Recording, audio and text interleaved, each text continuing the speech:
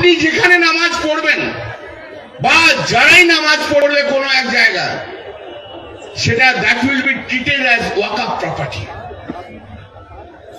যে কোনো একটা জায়গায় যদি 20 জন, 25 জন, 15 জন, 5 জন রেগুলারলি নামাজ পড়ে, সেটা ওয়াকফ প্রপার্টি বলে ট্রিট করা হবে। 5 জন, 10 জন, 15 জন, 25 জন, 50 জন নামাজ পড়লেই সেই জায়গাটা ওয়াকফের হয়ে যাবে বলেননি উনি? আমরা বলেছি আপনার অধিকার নেই। মুখ্যমন্ত্রী বলেছেন 2/3 মেজরিটি দরকার। ক্লিয়ার লেখা আছে, এটা পরিষ্কার বলা আছে যে আপনার সিম্পল মেজরিটি হলেই পাস হয়ে যাবে। সিম্পল মেজরিটি হলেই। Waqf amendment bill 2024 ordinary bill, not constitutional amendment bill. It's need only simple majority, no need 2/3 majority. মুখ্যমন্ত্রী পুরো মিথ্যে কথা, কালকে আমরা বনগাঁয় ছিলাম, সুযোগটাকে নিয়ে এখানে সমস্ত অসত্য কথা বলে গেছেন। 20 মিনিটের জায়গায় 42 মিনিট বলতে দিয়েছে, লাইভ সম্প্রচারিত করে রাজনীতি করেছে। স্পিকার পার্টির একজন ক্যাডার হিসেবে কাজ করছে এবং তিনি হাউসকে বলছেন 2/3 মেজরিটি দরকার। আমি 2 বার লোকসভায় ছিলাম, উনি লোকসভার কি জানেন? এটা নর্মাল বিল, নিড অনলি সিম্পল মেজরিটি। দেখবি আর জ্বলবি, লুচির মতো ফুলবি। সিএ হয়েছে, কার্যকর হয়েছে। 370 বাতিল হয়েছে, কাশ্মীরে ভোট হয়েছে। ট্রিপল তালাক বাতিল হয়েছে। পার্ক সার্কাস ময়দানে এই সিদ্দিকুল্লাহরা মুসলিম পার্সোনাল ল বোর্ডকে নিয়ে মিটিং করেছিল, আটকাতে পারেনি। This is Hindustan. সুকান্ত পাল, অপূর্ব সরকার বলেছে কেরালা, ইউপিতে সনাতনদের কিছু আছে। আমরা ন্যাশনাল অ্যাক্ট দাবি করি। আমি মনে করি এই হাউসে দিল্লির ভারত সরকারকে অনুরোধ করে সনাতন বোর্ড তৈরির প্রস্তাব আনা উচিত। লাভ জিহাদের বিরুদ্ধে উত্তরপ্রদেশ, উত্তরাখণ্ড, গুজরাটের মতো আইন আনা উচিত। পপুলেশন কন্ট্রোল বিল আনা উচিত। 2টির বেশি 3টি মানে জন্ম নিয়ন্ত্রণ আটকানোর জন্য। কনভার্সন, ধর্ম পরিবর্তন আটকানোর জন্য বিল আনা উচিত। এবং অবশ্যই গোটা পৃথিবীতে নাগরিক পুঞ্জি আছে, আমাদের দেশেও পশ্চিমবঙ্গ থেকে আওয়াজ উঠবে ডক্টর শ্যামাপ্রসাদ মুখার্জির মাটি থেকে, উই ওয়ান্ট এনআরসি।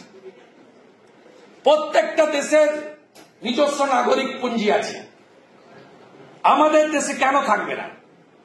তাহলে এখানে যে রোহিঙ্গাগুলো, যাদের ছবি আমি দুপুরের আগে আপনাদের দেখাচ্ছিলাম, সেই লোকগুলো থাকতে পারবে না?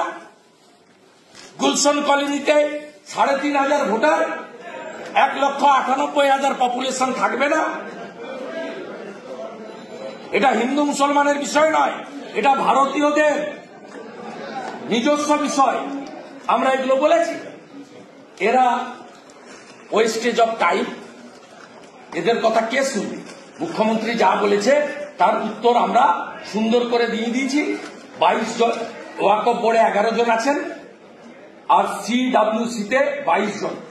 এখানে মাত্র 2 জন করে অমুসলিম প্রতিনিধির কথা বলা হয়েছে, মেজরিটি মুসলিম। মুখ্যমন্ত্রী বলেছেন স্টেক হোল্ডারদের ডাকে। মুখ্যমন্ত্রী সংখ্যালঘু কল্যাণের অতিরিক্ত সচিব জনাব এম এনাউর রহমান, সিও জনাব মোহাম্মদ আহসান আলী লখনৌতে 24/7/2023 আর দিল্লিতে 7/11/2023 মিটিং অ্যাটেন্ড করেছেন। 4টের মধ্যে 2টো meeting. No input, no comment in resolution, মিনিটসে কোনো বক্তব্য নেই। বাজার মাতানো আর মুসলমান ভোটকে, এমনিতে তো মোর দ্যান মেজরিটি মুসলিম ভোট পেয়েছেন। মালদা, উত্তর দিনাজপুর, মুর্শিদাবাদে অল্প কিছু এদিক ওদিক হয়েছে, সেইটাকে ফিরিয়ে এনে মুসলিম ভোটটাকে 100তে 100 করতে চান। এই মুখ্যমন্ত্রী সিএএ কে এনআরসি বলে আগুন লাগিয়েছিলেন বাংলায়। এই মুখ্যমন্ত্রী শ্যামবাজার থেকে স্মৃতির মোড় এনে এই সিদ্দিকুল্লাহ মাদ্রাসার বাচ্চাদের নামিয়ে প্রথম বর্ধমানে বাসে আগুন লাগিয়েছিলেন।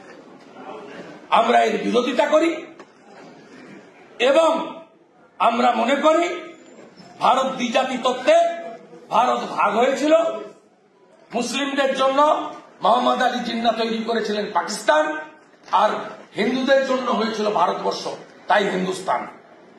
আমরা মনে করি 1947-এর 20 জুন এই বিধানসভা, যার নাম ছিল আইনসভা, ডক্টর শ্যামাপ্রসাদ মুখার্জির নেতৃত্বে, জ্যোতিবাবুদের উপস্থিতিতে 58 জন হিন্দু আইনসভার এমএলএ তারা রেজুলেশন করে পশ্চিমবঙ্গকে ভারতের সঙ্গে রেখেছেন, আর বাকি অংশ পূর্ব পাকিস্তানে গেছে। সেদিনও সিদ্দিকুল্লাহ চৌধুরীর মতো 21 জন মুসলিম আইনসভার এমএলএ ভোট দিয়েছিল পাকিস্তান মুক্তির জন্য। ডক্টর শ্যামাপ্রসাদ মুখার্জিকে প্রণাম করি, জ্যোতিবাবুকে সম্মান করি। তারা যদি সেদিন না করতেন, আজকে বাংলাদেশের মতো আমাদের প্রত্যেকের অবস্থা হতো। মেয়েরা শাখা পলা পড়তে পারছে না, চিন্ময় প্রভু লইয়ার পাচ্ছে না, মাথার সিঁদুর দেওয়া যাচ্ছে না, গলার কণ্ঠি নেই, মাথায় টিকা টিকি শিখা কেটে ফেলতে হচ্ছে, ধুতি পরা বন্ধ করে দিতে হয়েছে। হিন্দু ছেলেমেয়েরা কলেজ ইউনিভার্সিটি স্কুলে যেতে পারছে না, হিন্দুদের বাড়ি থেকে বেরোনো বন্ধ। আজকে যদি 47-এর 20 জুন ডক্টর শ্যামাপ্রসাদ মুখার্জি আমাদের এখানে না রেখে যেতেন, আমাদের